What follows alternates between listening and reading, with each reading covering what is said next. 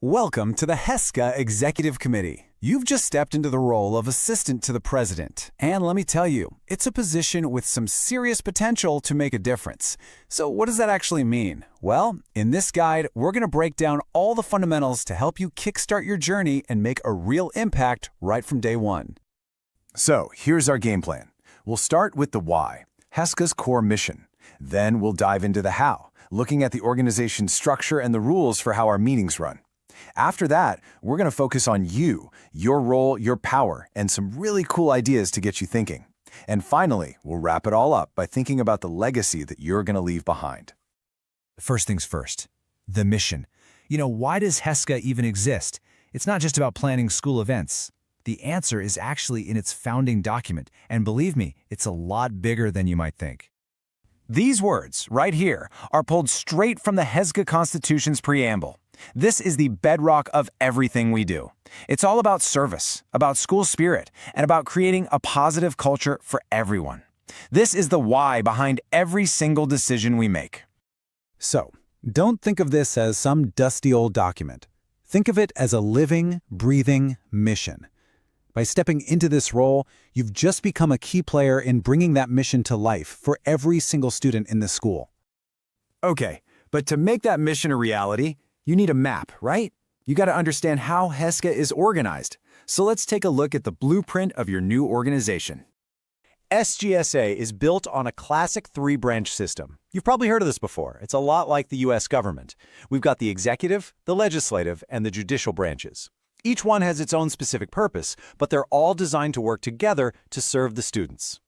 So here's how it all breaks down. The executive committee, that's your team, that's us, we're the action arm. We get things done. The legislative assembly is where representatives from the student body debate and vote on the big issues. And the judicial committee, they're kind of like the referee, making sure everyone plays by the rules laid out in the Constitution.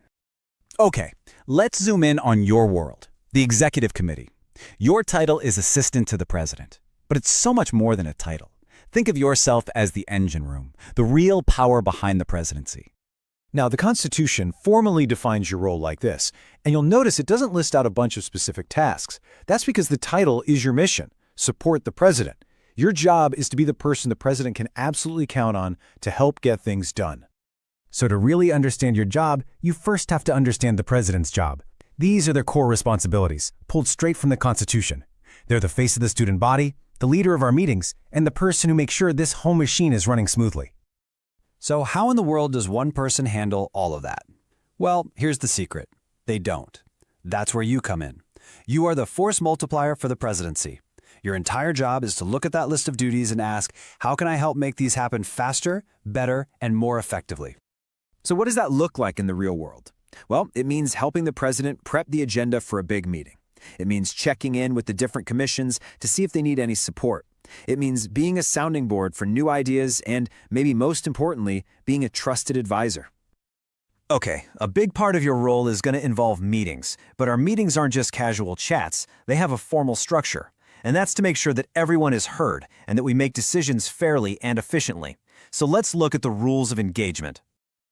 Think about it. How do you take a room full of passionate people, all with different ideas, and actually come to a decision in a way that's fair to everyone? How do you make sure the whole process is orderly and, democratic? The answer is a system called Robert's Rules of Order. In fact, our own Constitution mandates that we use this procedure. It's a time-tested method for running meetings that ensures everything is handled properly and everyone gets a say. Now, I know it sounds super formal, but the core process is actually pretty simple. You can think of it as the life cycle of an idea, which we call a motion. It starts with someone making a proposal, another person seconds it to show it has support, the chair clarifies it for everyone, the group debates it, and finally it's put to a vote. That's it. And here are the key phrases you'll hear and use all the time. Think of it as your meeting cheat sheet. To introduce an idea, you say, I move that. To end the debate and just get to a vote, you say, I move the previous question. It's kind of like a shared language that keeps everything moving forward fairly. All right, we've covered the structure and the rules. Let's get to the most exciting part, what you can actually accomplish. This is where your vision turns into action. As assistant to the president, you're in the perfect spot to help shape these ideas and bring them to life.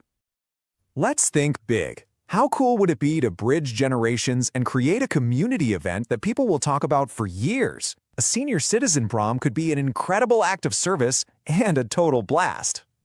Or what about making a powerful visual statement right here in our own hallways? A unity wall, where students can contribute art, photos, and thoughts about what makes our school special. Talk about building school culture from the ground up. And hey, let's not forget about just having some high-energy fun. Imagine an all-day Survivor-style challenge, with teams competing in crazy activities all over the school. That's the kind of event that builds memories that last a lifetime. And really, those are just a few thought starters. Look at this list: a students versus faculty competition, a hilarious lost and found fashion show, a kindness rocks project, a welcome committee for new students. The possibilities are literally endless, and you can help lead the charge on any of these. Okay, so we've covered the mission, the structure, your role, and the incredible potential for you to make an impact. It really all comes down to one thing: what you choose to do with this opportunity. Your term has begun, and so has your chance to leave your mark. You have the map, you have the tools, and you've got the inspiration. So now there's only one question left. What impact will you make? We absolutely cannot wait to see what you do. Welcome to the team.